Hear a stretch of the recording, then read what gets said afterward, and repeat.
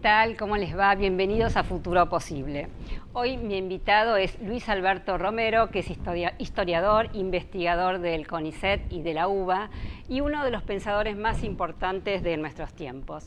Con él, bueno, vamos a ir obviamente al mundo, a ver qué está pasando, ¿no? Los países que se cierran, los nacionalismos, y la pregunta es si la humanidad está retrocediendo. Y en nuestro país, bueno, ¿qué está sucediendo, no? Vemos descontento, la economía que no arranca, la violencia, y entonces le voy a preguntar si podemos escaparnos de este destino que parece de fracasos. Pero también me interesa hacerle esta pregunta o desarrollar el tema de la pobreza, porque en una nota periodística que le hicieron a él dice que hay sectores de la sociedad que se nutren de la pobreza. Por ejemplo, la economía informal, por ejemplo, la delincuencia y también la política.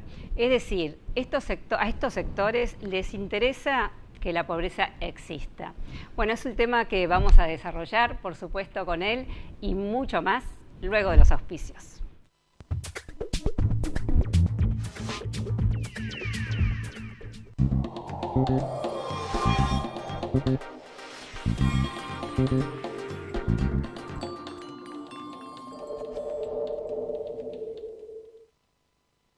Por la calidad de la semilla.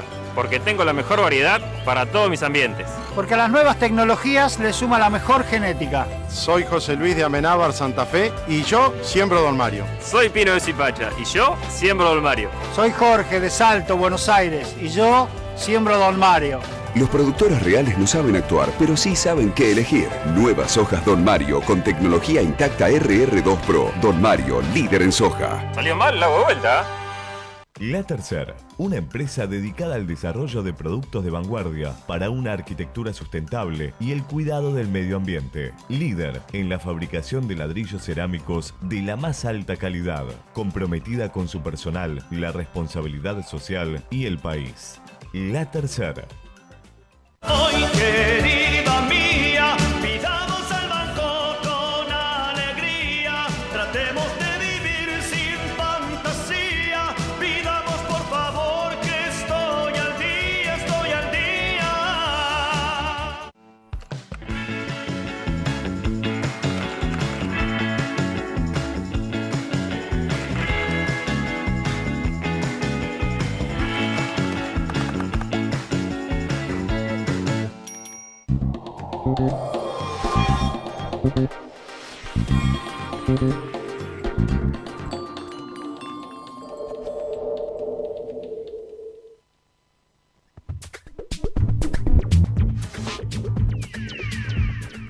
Bueno, como les dije, aquí estoy con Luis Alberto Romero.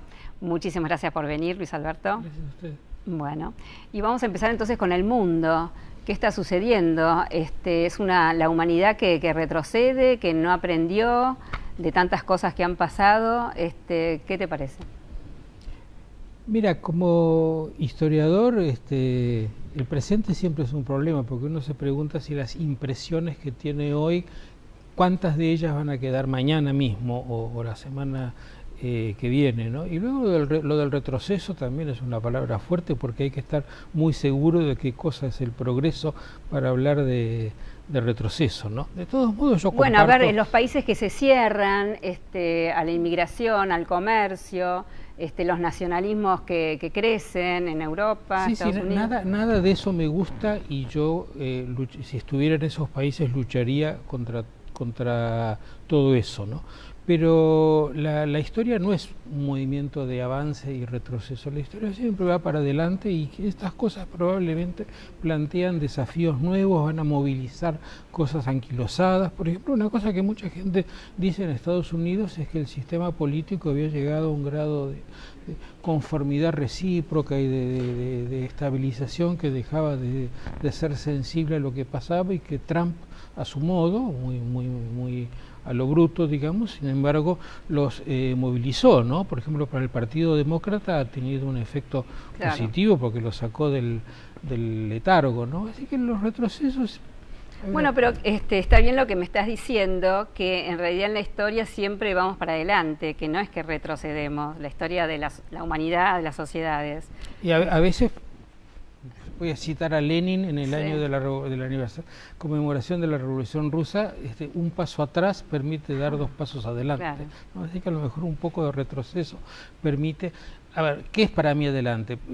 Permitir que los gobiernos llamados genéricamente progresistas se vuelvan a consolidar. Claro. ¿No? Ese es el desafío hoy, ¿no? Y esto a lo mejor sirve para reactivar el entusiasmo por un estilo de gobierno que había llegado a ser aburrido.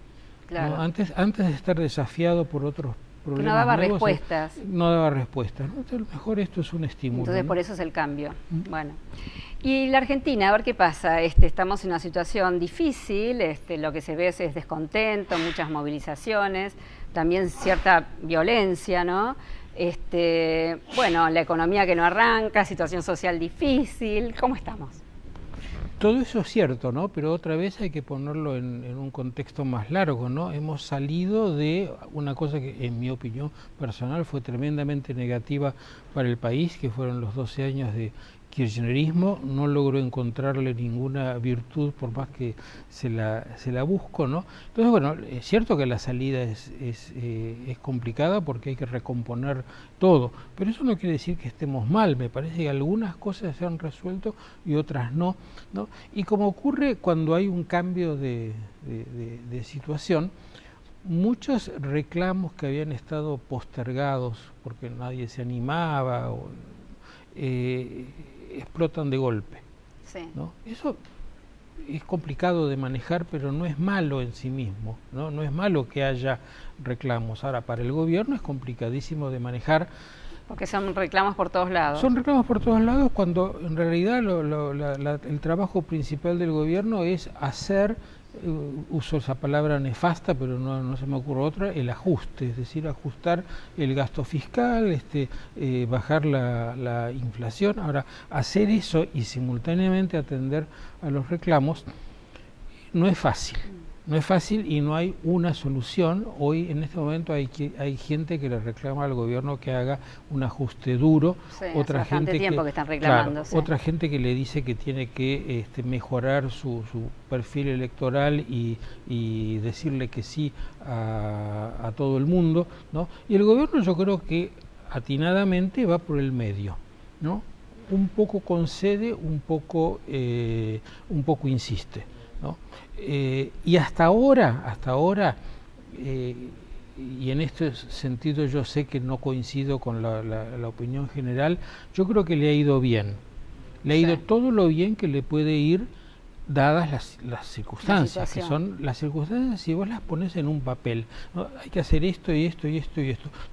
Cada cosa es contradictoria con las otras. Si fuera un partido de ajedrez, es de esas situaciones en la cual cualquier movida termina en jaque mate del claro. contrario, ¿no? Entonces, que la única cosa que se puede hacer en política es esperar a que las cosas se vayan acomodando y no perder el control, sí, ¿no? Pero magia no hay. No, y la política es el arte también de lo posible, ¿no? Exactamente. Bueno, a ver, voy a preguntarte entonces acerca, bueno, de algunos temas que se le achacan al presidente Macri, es por ejemplo sus errores, ¿no? Cuando comete errores, ¿a vos qué te parece? Bueno, no quisiera ponerme en la posición del militante del PRO, que no lo soy, ¿no? Sí. Tampoco soy un fervoroso bueno, pero sos un historiador de Macri, y ¿no? sabés de política, sí. Declaro que simpatizo con el gobierno, pero hasta ahí, ¿no es cierto? No, eso no me impide, ¿no? Pero tampoco me impide ver el otro lado, es decir, ¿por qué? A estos sí los conozco porque vivo rodeado de ellos, ¿no? ¿Qué es lo que le pasa a los que critican a Macri siendo en general partidarios del gobierno, ¿no? Me parece que tienen una especie de angustia existencial de que esto no funcione bien y entonces viven sobreexcitados, ¿no? Sí, muy ansiosos. Muy ansiosos, sí. Lo de los errores, si uno pudiera decir, retrocedo la historia y pruebo la otra forma a ver qué pasa, claro. ¿no? Podría decir con certeza acá se equivocó, pero esto no es posible, ¿no? Entonces, no sabemos si la solución que a nosotros sentados acá cómodamente en un estudio de televisión nos parecería más acertada, ¿no?, es la que hubiera funcionado, claro, ¿no? Y por otro lado, una cosa es pensarlo de acá y otra cosa es pensarlo desde el gobierno, desde el despacho del presidente, donde lo que uno piensa es lo que se produce, ¿no? Entonces, muchas veces me da la impresión de que el gobierno tiene que elegir entre una decisión mala y otra peor, ¿no? Y que sabe que la que elija va a ser considerada mala, porque efectivamente no hay forma de que sea buena para todos, ¿no? Entonces a eso se le llama un error, sí, ¿no? Ahora, cuando reconstruyo el hilo, encuentro que en primer lugar, que a diferencia de Cristina Kirchner, que todavía sigue siendo una especie de paradigma, ¿no? Porque muchas de las cosas que se le critican a Macri toman como punto de referencia se la compara, el otro se la extremo, compara ¿no a es cierto? Cristina Entonces, Kirchner. un problema que tenía el estilo de gobierno de Cristina es que por definición no podía reconocer errores, por definición, ¿no? Siempre para adelante, ¿no? En cambio, Macri no tiene el menor problema en decir me equivoqué, casi yo diría que le gusta mostrar cómo es capaz de aprender, claro, ¿no? Sí, Entonces, que es falible, como él dice. Él Sí. mismo empieza Sí. diciendo acá me equivoqué, vuelvo para atrás y empiezo, ¿no? Sí. Ahora, si uno tiene como paradigma, no te voy a decir a Cristina, sino también los otros presidentes que tuvimos como Menem o como Raúl Alfonsín, claro, molesta un poco esto de que un presidente al que uno apoya dice reconociendo errores, me equivoqué, ¿no? Pero claro, en realidad es bastante normal, ¿no? de ser humano. Prefiero eso a que se empecine. Está bien, ¿no? Está bien. Y por supuesto que pensando en la pobreza, ¿no?, un tema tan difícil, y bueno, que creció en estos últimos tiempos, debido al ajuste, ¿no? Por supuesto. A mí me parece que el gobierno, si bien está preocupado y tiene como eje, bueno, solucionar el tema de la pobreza, va a ser imposible que pueda solucionar todo, pero el foco lo pone ahí, que me parece muy bien. Pero también me da la impresión que este gobierno, que está bien, hace muy poco que está, que como va tapando agujeros y, por ejemplo, brinda más planes sociales y bueno, beneficios a los que están necesitando, pero falta también lo de las políticas de largo plazo, ¿no? Yo no veo todavía, o no escucho que están opinando, por ejemplo, de los jóvenes, el tema de las mujeres, de, bueno, tantos temas dentro de la pobreza. Entonces me parece, o será así, digamos, no tienen tiempo, ya que están, digamos, tapando agujeros, entonces es imposible pensar en las políticas, en el futuro de la Argentina.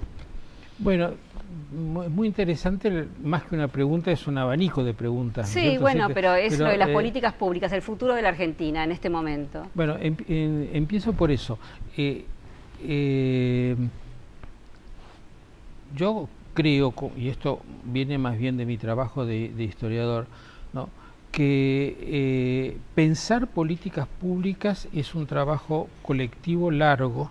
No es una cuestión de técnicos que digan, que hagan un plan de desarrollo, eso no funciona, ¿no? Es más bien una especie de decantación de largas discusiones, sí, ¿no? Y en este momento, si hay algo difícil en la Argentina, es discutir, ¿no? Estaba muy claro, no hay diálogo, no hay diálogo, existe el diálogo, ¿no? Y además los problemas del día a día hacen muy difícil discutir cosas, ¿no? Entonces, en mi perspectiva, el gobierno de Macri, uno o quizá dos periodos, le va a alcanzar para la normalización que permita la discusión, ¿no? Y una normalización que va a permitir que la gente se reacomode de modos diferentes a cómo está acomodada hoy, ¿no? Que liquide viejos problemas irrelevantes y se plantee nuevos problemas. Así que a mí no me parece urgente lo de las grandes políticas, porque pienso que ahora en este momento serían enunciados basados en nada, ¿no? Para ponerte un ejemplo histórico. O sea, histórico, no ve necesaria la mesa del diálogo en este momento entre diferentes actores. No creo que la mesa de diálogo en sí misma sea el lugar de la elaboración de políticas. Yo creo que las políticas requieren mucha discusión pública y a veces enconada en distintos espacios, ¿no? Y que de eso va quedando. Mira, la famosa generación del 80, el proyecto de la generación del 80, yo creo que llevó 3 décadas de discusión, y de una discusión durísima donde la gente se terminaba odiando los unos a los otros, y hoy nos preguntamos por qué se odiaban si estaban diciendo casi lo mismo, ¿no? Yo creo que esa es la forma como se construyen lo que luego se llaman políticas de Estado, ¿no? Entonces, la mesa de diálogo ayuda, pero una mesa de diálogo para todos los problemas del país son muchos problemas diferentes y muchos intereses. No, quizás para, no sé, 4 problemas básicos de la Argentina, ¿no? Por ejemplo, la educación, por ejemplo, la pobreza. Todo ayuda, pero ninguno de eso no va a salir algo que vos o yo podamos volver a tomar como tema el año que viene. Claro. ¿No? O pensando que es el futuro de Argentina y que se soluciona un tema por ese lado. Yo creo que la discusión va a nacer apenas podamos salir un poco de este momento. Vos fíjate que tenemos a un 20% del país diciendo que Macri es la dictadura, ¿no? No es el contexto para un diálogo. Yo creo que no es la mayoría ni mucho menos, pero bueno, es algo que enturbia cualquier conversación y cualquier conflicto social que podría ser más natural y que rápidamente se embloca ahí en el... Está bien. Ahora, te quería hacer un comentario sobre la de la pobreza, ¿no? Yo creo que el mundo de la pobreza es una cosa sólida, consolidada, muy complicada en la medida en que hay una cuestión ya casi de estilo de vida que se ha formado y de valores que son propios de ese mundo que no se cambian de un día para otro. No basta con ofrecer trabajo para que la gente abandone lo que está haciendo y vaya a trabajar, ¿no? Sobre si aumentó o no, esto es una cuestión más de estadística que de realidad, porque lo que se hace para decir cuánto es el mundo de la pobreza es decir, bueno, la línea es esta, ¿no? Un ingreso familiar de 14.822 pesos, y luego tomás una serie de indicadores que son tan generales como esto y decís, bueno, el porcentaje por arriba de esto y por abajo de esto aumentó o bajó, ¿no es cierto? Pero bastaría un pequeño cambio, digamos, si el gobierno suponete devalúa el dólar, que es una medida administrativa, ¿no es cierto? Todas las cifras cambian, entonces por ahí la pobreza aumenta un 15%. Bueno, como fue la crisis de 2001. Sí, ya sé, pero lo que te quiero decir es que eso no significa que haya cambiado realmente la situación de la gente, ¿no? Yo no estoy seguro de que haya aumentado la pobreza. Lo que sí es claro es que no empezó a transformarse ese mundo, ¿no? No, y que tenemos la verdad que digamos bueno, una franja muy grande de la Argentina que la pasa mal. Claro. Y tomando una nota... Una cosita más de lo que vos dijiste, los planes sociales, ¿no? Efectivamente no se puede interrumpir los planes sociales, pero de ningún modo son la solución. No, de ningún modo son la solución. O sea, empezaríamos a vislumbrar una solución si se pudiera reemplazar el plan social por otra cosa. Trabajo. Eso sí sería un cambio. Leí una nota tuya donde decís que hay sectores de la sociedad que se sirven de la pobreza, como la economía informal, la delincuencia y la política. Que les interesa que exista la pobreza. Y sí. Ese es uno de los problemas, uno de los costados complicados del problema es cuánta gente vive de la pobreza, ¿no? Para tomar el peor ejemplo, la policía de la provincia de Buenos Aires, ¿no es cierto? Está totalmente vinculada con cada uno de los sectores que encuentran su refugio en el mundo de la pobreza, donde no son mirados como nada aberrante, sino que les dan su lugar, ¿no? Luego está la salada, ¿no? Es decir, la salada está llena de gente que no paga impuestos, ¿no? Es decir, no sé qué porcentaje es, pero una buena parte de la economía argentina transcurre por ahí. Ahora, ¿vas a meter los presos? No, les vas a obligar a que tengan quit, tampoco. Y no, es una situación muy difícil, ¿no? Para que tengan un remedio de ese tipo es completamente contradictorio, pero la cosa es que en la medida en que la pobreza se ha convertido en un modo de vida establecido, bueno, cada uno busca cómo sobrevivir y cada uno busca qué costado positivo le puede con esa situación encontrar. Y cuando tenés que decir voy a cambiar esto, tenés que contar con que los comerciantes de la salada se van a oponer a casi todas las cosas, ¿no? Y quizá con razón, ¿no? Quizá con razón, porque ¿qué me das a cambio de que yo deje esto, ¿no? Claro. Sí, por supuesto, ahora no hay nada, digamos que no hay mucho a cambio. Las cosas son complicadas. Están complicadas. Y vamos a un tema también, hablando, lo soslayaste, es la crispación o la violencia, ¿no? Y también en una nota tuya, porque muchos están diciendo que no, somos violentos, tiene que ver con nuestra cultura, ya venimos desde, no sé, unitarios y federales, así, en el medio de la violencia y queda para siempre. Y vos decís que no, que esto podemos cambiarlo, se puede revertir. Y entonces, ¿cuáles son los ejemplos de, digamos, de los responsables, ¿no? Los gobiernos, del gobierno, de la clase dirigente, para apaciguar esta violencia, de los medios de comunicación? Vos me preguntás quiénes son los responsables de que hayamos llegado a esto o quiénes podrían... No, ¿cómo podemos hacer para tranquilizar, ¿no? A la sociedad para que no esté tan violenta? Bueno, la violencia es una palabra muy amplia, ¿no es cierto? Incluye el matar a una persona porque es un enemigo político, pero también incluye matar a una persona en la calle porque le quiere sacar la cartera, ¿no es cierto? También, y son problemas bastante diferentes, ¿no? Pero podríamos concentrarnos... O la agresividad verbal también, la agresividad verbal, ¿no? Ahora, si nos quedamos en esa cosa más específica que es la violencia política y cómo se llegó al asesinato como método político, que fue lo que tuvo su culminación en la década del 70, ¿no?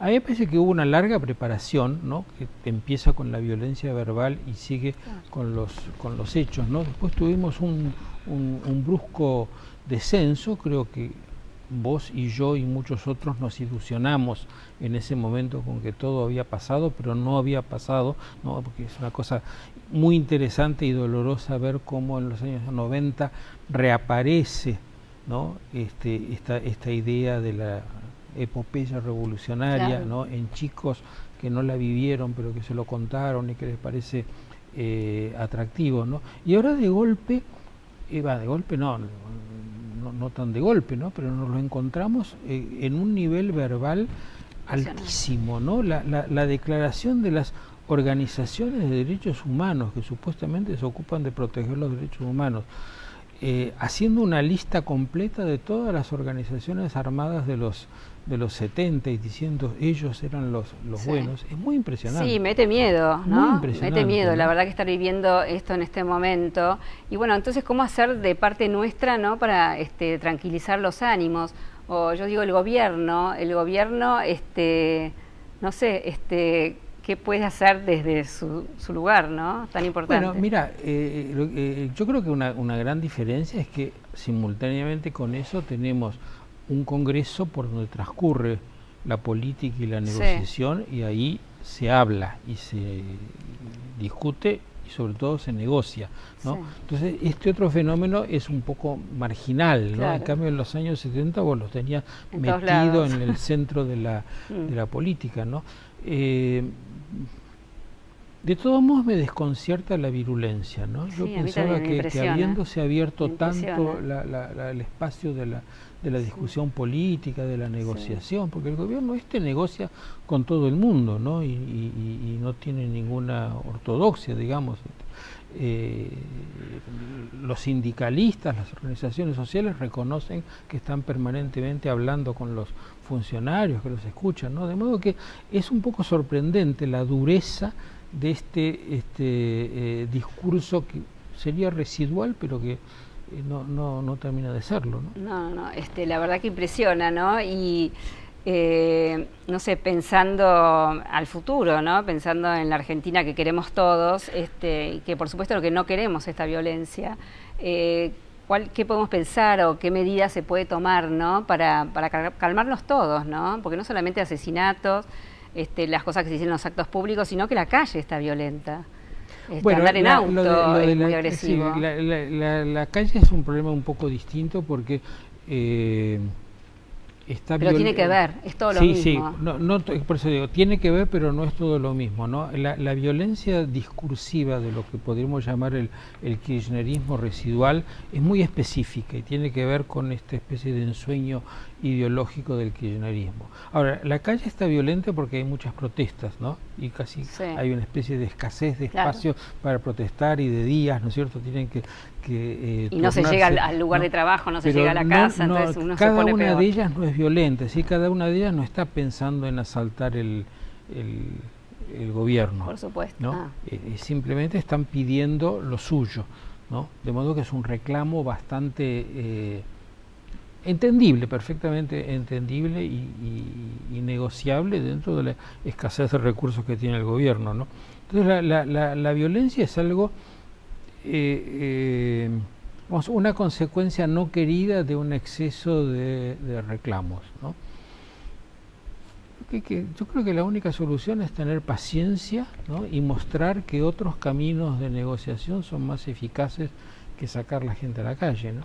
Ahora, tomemos por caso, un grupo muy específico son las organizaciones sociales, lo que en una época se llamaban piqueteros, ¿no?